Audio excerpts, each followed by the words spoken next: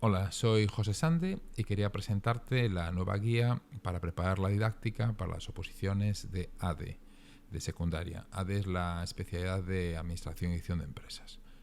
Bueno, pues todos los años, cuando termina el proceso, en lo que es julio, agosto, pues los preparadores examinamos qué es lo que podemos mejorar con la información de ese año, ¿no? Tanto en temas como práctica, como didáctica.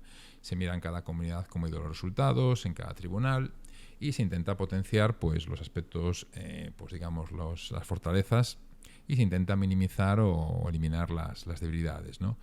Pero claro, este año no es un año cualquiera en formación profesional. Ahora en septiembre, ya el 2 de septiembre, que es lunes, se pone en marcha la implantación de la nueva ley de formación profesional. Y esto supone, claro, supone un cambio muy importante en todo lo que es la formación profesional y además, lógicamente, en las programaciones didácticas para las oposiciones, ¿no? Entonces, en esta guía que te presento, que son poco más de 100 páginas, pues iremos viendo pues cómo aplicar estos aspectos. Ahora voy a poner aquí el índice para verlo. Tenemos aquí, lo podemos ver en la pantalla.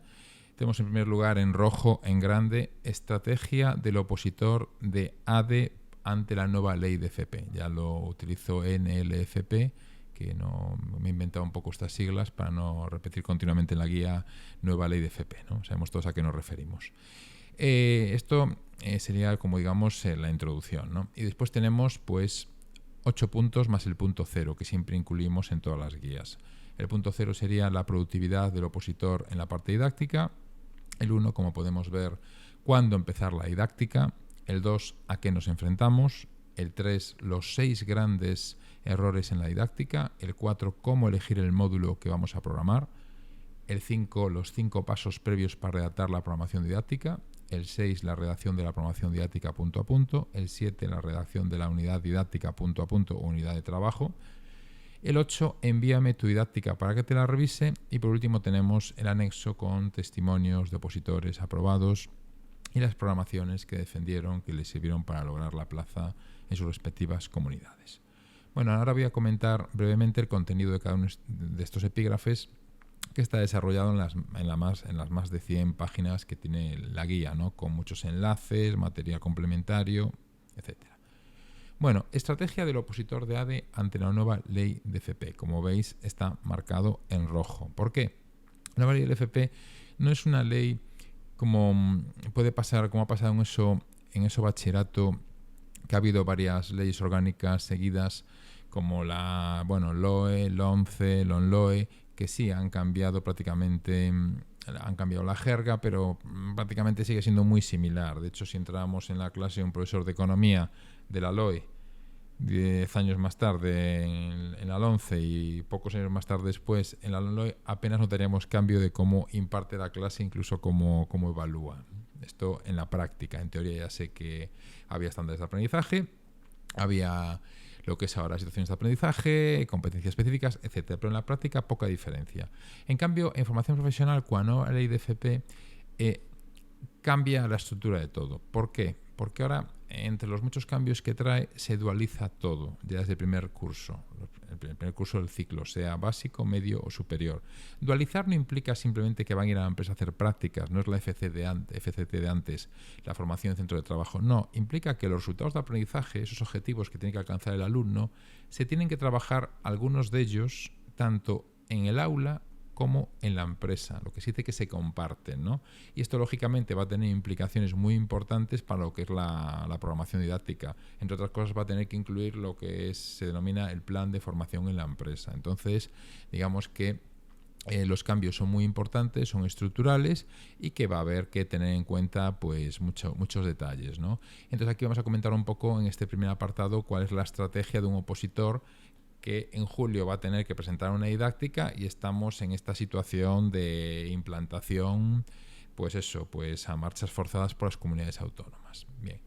El siguiente punto es la productividad del opositor en la parte didáctica. Bueno, aquí veremos la importancia de la productividad, ¿no? Porque una vez que dedicamos una gran cantidad de horas, sean 500, 1000, 2000, a preparar una oposición, claro, no es lo mismo aprovechar el 10% de 2.000 son 200, que aprovechar el 90% como hacen algunos opositores, que serían 1.800, ¿no? Entonces, muy importante el tema de la productividad en el estudio. El siguiente punto es, ¿cuándo empezar la didáctica? Bueno, si esta es una pregunta que es crítica todos los años, este año, con la implantación desde septiembre de la nueva ley de FP, en primer curso, ¿no? Pues es más crítica todavía, ¿no? Entonces aquí analizaremos un poco la situación que hay, las pautas y, digamos, estrategias que yo recomiendo para de nuevo ser productivo y no perder muchas horas y al final acabar, pues eso, no solo dedicando mucho más tiempo, sino que nos quede mucho peor la didáctica y con menos probabilidad de sacar nota. ¿A qué nos enfrentamos? Bueno, aquí repasamos un poco lo que es la parte didáctica en las oposiciones, ¿no? De qué consiste, lo que es la programación didáctica, la unidad didáctica o unidad de trabajo, etcétera. El punto 3 serían los 6 grandes errores en la didáctica.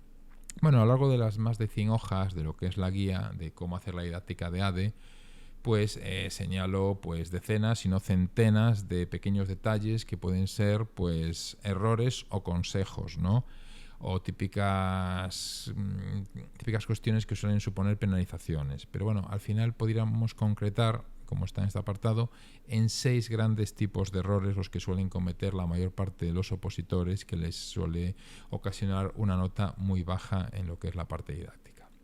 En el punto 4 podemos ver ahí cómo elegir el módulo. Bueno, la especialidad de ADE, Administración de Empresas, primero hay que saber que tiene atribución docente tanto en lo que es los ciclos formativos como en ESO bachillerato. Normalmente los opositores suelen escoger un módulo de formación profesional, pero sí que tenemos casos, casos no frecuentemente, pero sí o año no, de opositores que deciden hacerla de una materia de ESO bachillerato, ¿no? Por un motivo pues particular, porque les gusta o porque la han impartido, en algún caso interino, o otros motivos, ¿no? O sea, hay que tener claro que hay atribución docente tanto en ESO bachillerato como en ciclos formativos, aunque principalmente es en ciclos formativos. Bueno, y entonces, claro, aquí es muy importante el módulo a elegir, ¿no? Entonces explicaremos bien qué pauta seguir, ¿no? Además hay que tener en cuenta que con la nueva ley de FP, claro, aparecen unos nuevos módulos que son los transversales, como digitalización, sostenibilidad y el proyecto intermodular. Entonces hay que tener todos estos factores en cuenta, ¿no? El punto siguiente es los 5 pasos previos para redactar la programación didáctica. Bueno, pues dividimos en 5 partes. La preparación previa, para que si hacemos bien estos 5 puntos iniciales, pues lo haremos no solo mucho más rápido, sino mucho mejor. Porque el problema de la didáctica no solo es echar el doble de horas de las necesarias o el triple, sino que muchas veces el opositor que se organiza mal, y sobre todo ya los pasos previos, suele echar el doble de horas y le queda la mitad de bien que al que ha sido más productivo o eficiente. Los puntos 6 y 7, como su nombre indica, vamos paso a paso, punto a punto, desde la portada hasta la última hoja de lo que sería la redacción de la programación didáctica y de las unidades didácticas o unidades de trabajo. El punto 8 finalmente es envíame tu didáctica para que te la revise. Bueno, pues aquí están las pautas detalladas, los consejos, para que, digamos, sea muy productivo lo que es la colaboración y entre tú y yo podamos, pues eso, conseguir que entregues una didáctica que aspire a una de las mejores notas, ¿no? Y que el tiempo que dediques a didáctica sea lo más productivo y valioso posible. Y finalmente tenemos el anexo de testimonios y materiales reales de opositores que han sacado plaza, ¿no? Carne de opositores que sacan plaza, que son muy generosos, la verdad, y dan permiso para compartir sus materiales y también les gusta escribir su testimonio sobre cómo han vivido este proceso, ¿no? Evidentemente, respecto a los materiales, pues nunca compartimos ningún material de un opositor salvo su consentimiento previo, expreso y claro, ¿no? Está claro, ¿no? Este año además verás como novedad que hay unos vídeos de opositores aprobados, opositores que han aprobado anteriormente y que ahora han sido tribunal y cuentan su experiencia, ¿no? Además de muy entretenidos, se aprende mucho, porque si el testimonio de un opositor por escrito ya muchas veces es impactante, cuando ves la cara, el lenguaje gestual, el vídeo de la entrevista, pues la verdad es que es a veces incluso para emocionarse, ¿no? Bueno, y espero sinceramente que la guía te sea de utilidad, te guste y bienvenido a la guía y mucho ánimo en todo lo que tenemos por delante.